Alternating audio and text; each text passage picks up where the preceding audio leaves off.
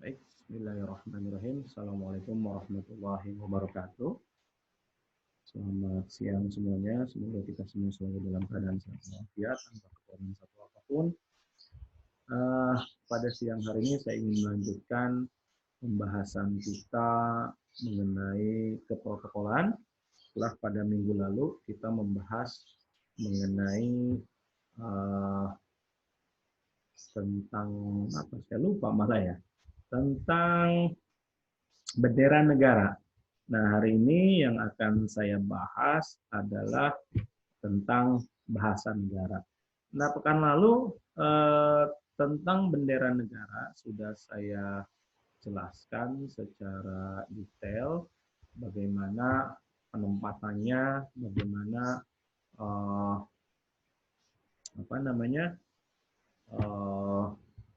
urutannya, bagaimana jika ditempatkan bersama bendera negara lain, bagaimana jika ditempatkan dengan bendera organisasi, itu sudah saya jelaskan. Kemudian bagaimana juga Anda memperlakukan bendera tersebut dan larangan-larangannya, apa yang tidak diperbolehkan, serta bagaimana sanksinya. Nah, hari ini dalam keprotokolan selanjutnya saya akan menjelaskan mengenai penggunaan bahasa negara. Bahasa negara dan juga mengenai lagu kebangsaan.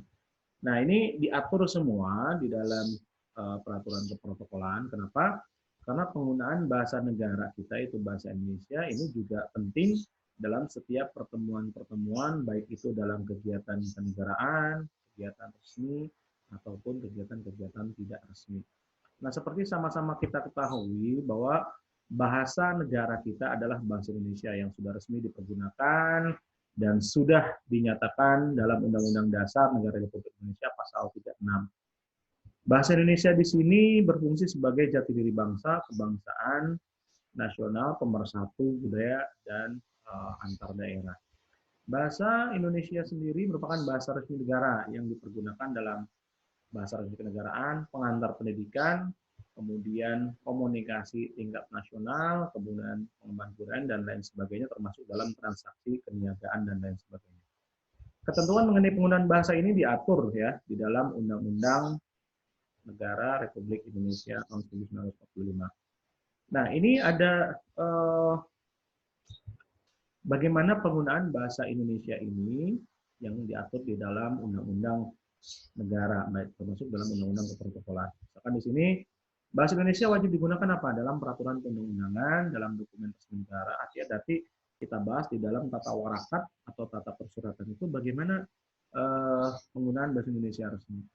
Kemudian dalam pidato resmi presiden, wakil presiden, ya, dan pejabat negara lain yang disampaikan di dalam negeri dan di luar negeri. Jadi sebetulnya menggunakan bahasa negara di luar negeri pun boleh, ya.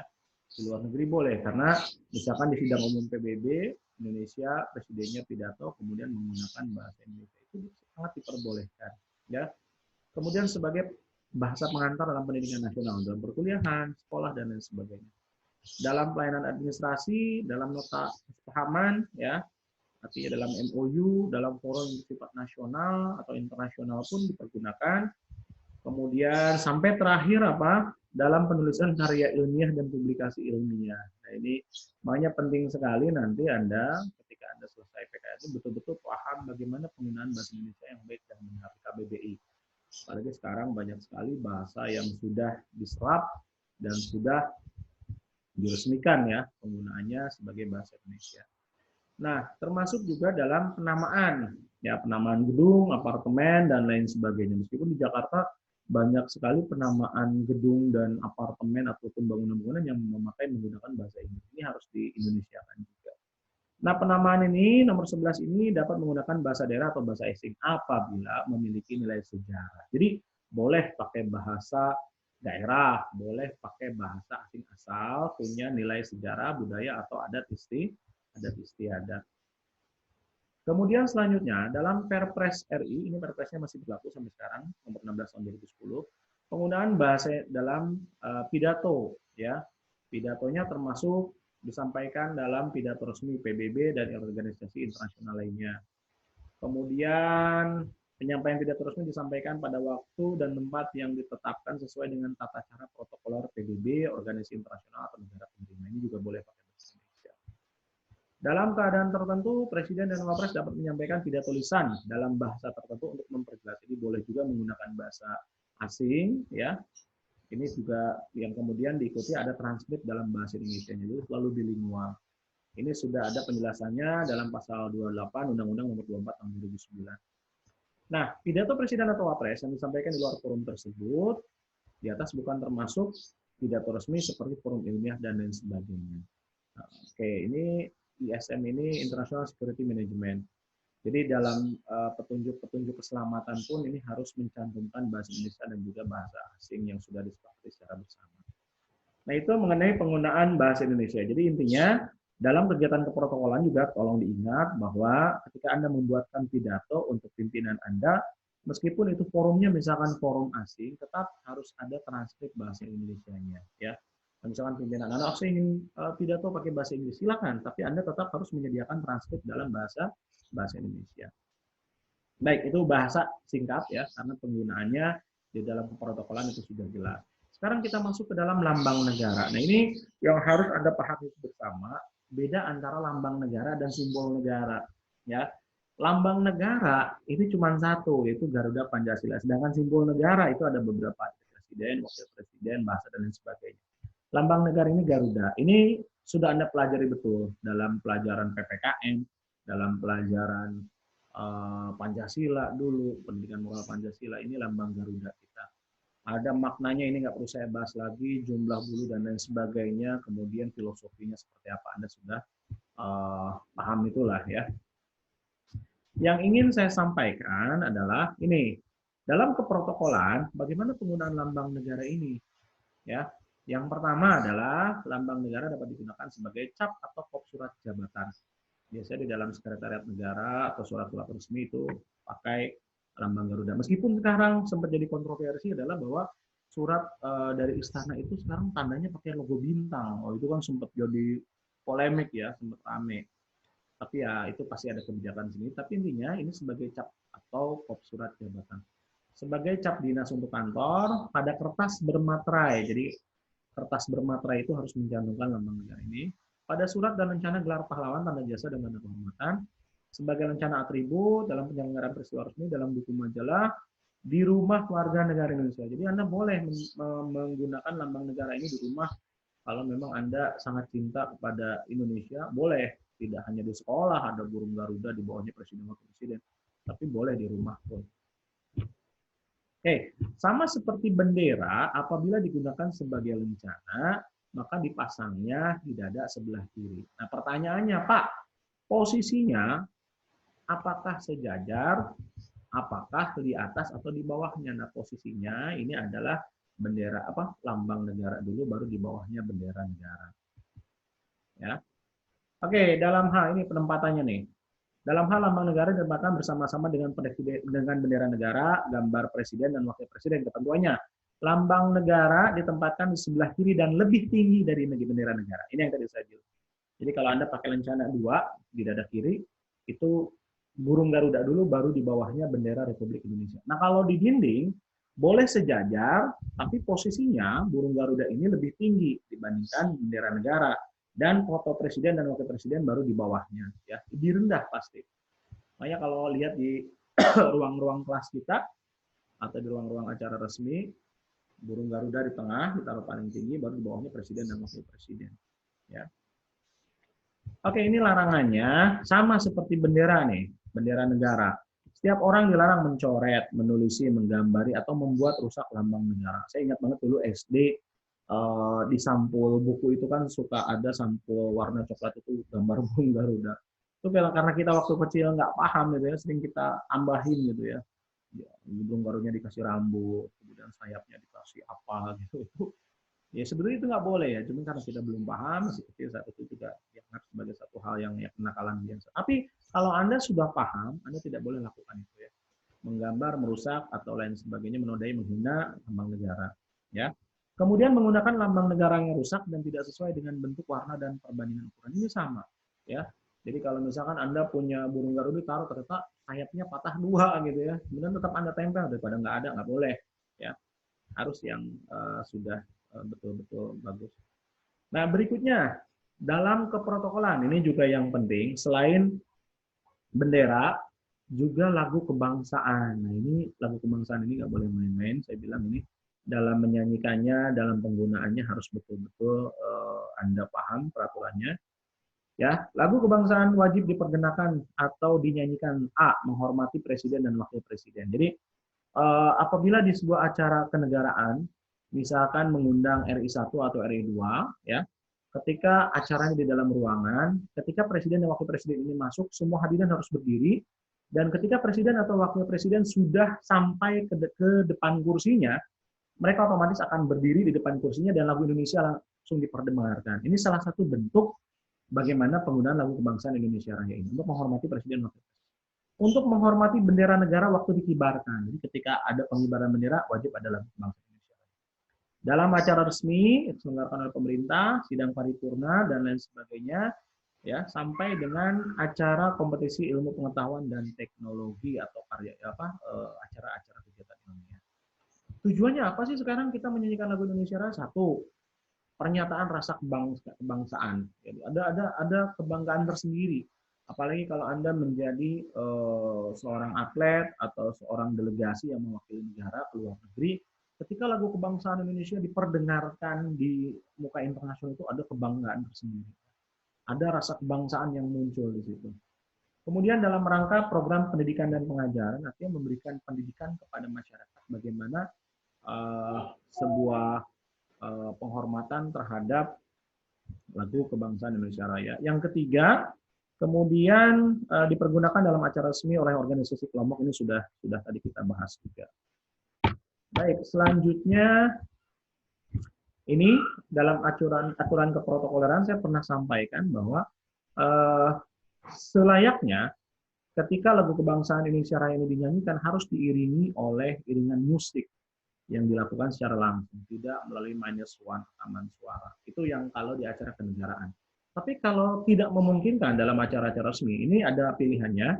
Lagu kebangsaan dapat dinyanyikan dengan diiringi alat musik, tanpa diiringi alat musik, artinya menyanyikan secara bersama-sama, atau diperdengarkan secara instrumental. Itu yang -1 yang tadi saya bilang. Tapi ini di luar acara kenegaraan. Tiap orang yang hadir pada saat lagu kebangsaan Indonesia Raya diperdengarkan wajib berdiri tegak dan sikap hormat. Makanya MC ini jangan lupa ketika menyanyikan lagu Indonesia Raya, hadirin dimohon berdiri. Ya, itunya jangan lupa. Ya. Kenapa? Karena salah satu wujud menghargai simbol-simbol negara seperti bendera dan lagu kebangsaan harus berdiri dan sikap hormat. Nah, ini yang dalam acara kenegaraan, ya, dalam hal presiden atau wakil presiden Indonesia menerima kunjungan kepala negara lain atau kepala pemerintah negara lain, lagu kebangsaan negara lain diperdengarkan lebih dahulu. Jadi selalu ada prinsip menghormati tamu. Jadi ketika presiden Indonesia menerima perdana menteri misalkan atau presiden atau raja atau yang di Pertuan Agung dari negara lain, yang diperdengarkan terlebih dahulu adalah lagu kebangsaan tamu. Baru setelah itu lagu kebangsaan Indonesia Raya. Ini kalau kepala negara atau kepala pemerintahan.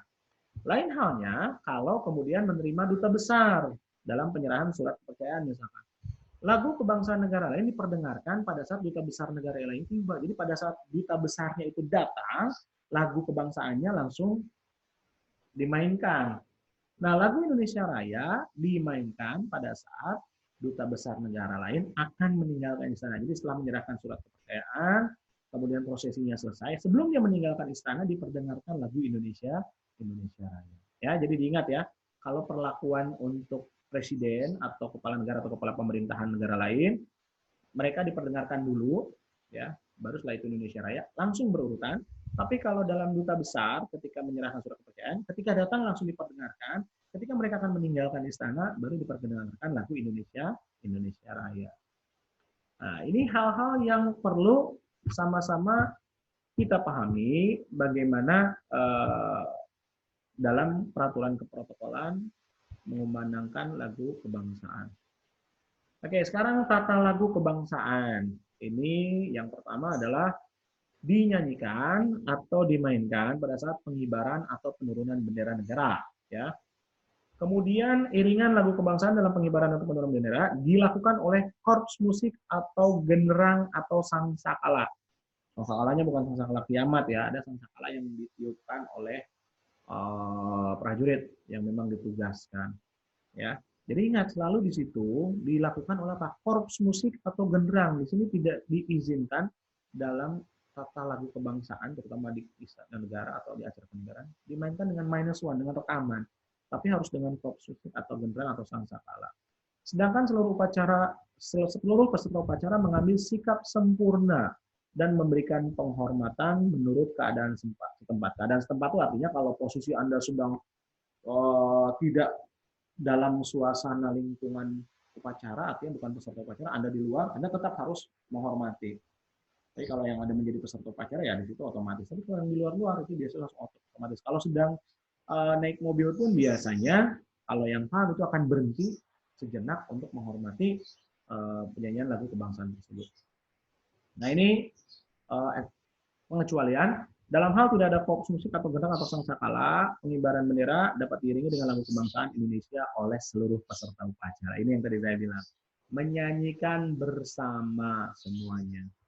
Nah, kemudian ada pertanyaan lagi, Pak, ketika menyanyikan tangan kita harus hormat nggak, gitu ya? Sebetulnya ketika kita sudah sikap sempurna dan ketika dalam posisi menyanyi, tangan kita nggak perlu ada di sikap hormat di atas pelipis kita, ya. Tetap di bawah sikap hormat melihat bendera itu naik. Itu sebetulnya sudah cukup, ya. Waktu pengiringan lagu untuk pengibaran atau penurunan bendera tidak diperkenakan menggunakan musik dari alat rekam. Ini yang diperhatikan. Ini yang harus diperhatikan ya. Nggak boleh pakai alat musik rekam. Anda harus melakukannya secara langsung. Pak, gimana kalau acara-acara BEM, Pak, seminar nasional? Nah, itu nggak ada masalah. Karena sebetulnya ini pengecualian saja. Ya.